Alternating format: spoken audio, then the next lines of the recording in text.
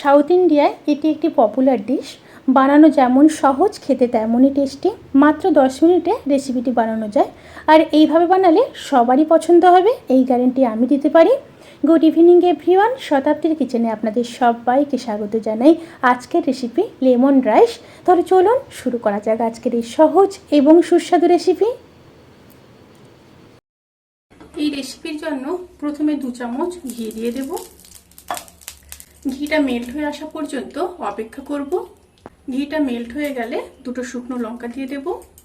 এবার দিয়ে দেব 1 চামচ কালো সর্ষে, 1 চামচ ছোলার ডাল,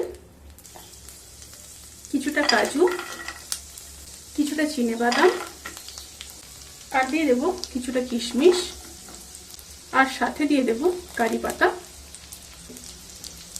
এবার হালকা ভেজে নেব। এই সময় স্টিম কিন্তু লো টু মিডিয়ামে থাকবে। এবার দিয়ে দেব 1/2 চামচ হিং, 1/2 চামচ আদা বাটা, 1 চামচ হলুদ দিয়ে আবারও মিশিয়ে নেব। মিশিয়ে নিয়ে হালকা ভেজে নেব।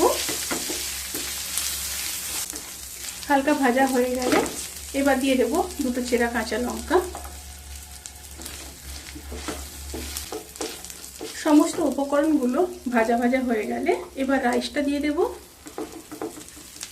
আমি এখানে 2 জনের মতো করছি, সেইভাবে উপকরণগুলো অ্যাড করলাম। এবার খুব ভালোভাবে মিশিয়ে নেব।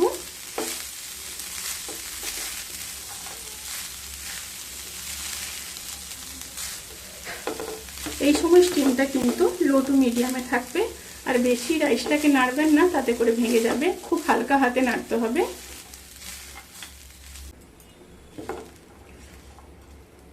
খুব ভালোভাবে মিশিয়ে নেওয়ার পর এবার দিয়ে দেব পরিমাণ মতো লবণ,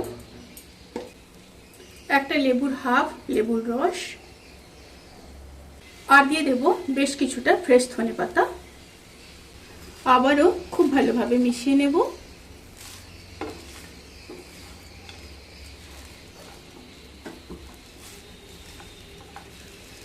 খুব ভালোভাবে মিশিয়ে নিয়েছি।